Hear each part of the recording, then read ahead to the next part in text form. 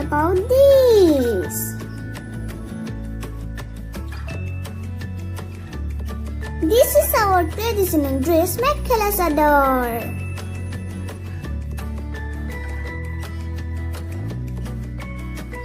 It is colorful and comes in different varieties for different occasions.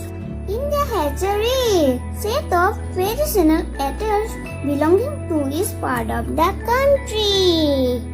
There are two main pieces of cloth that are draped around the body.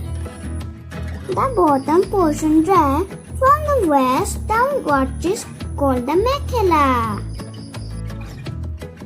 The top portion of the two-piece dress called the chador is a long length of cloth that is one end tucked into upper portion of the mekhela and the rest draped over and around the rest of the body.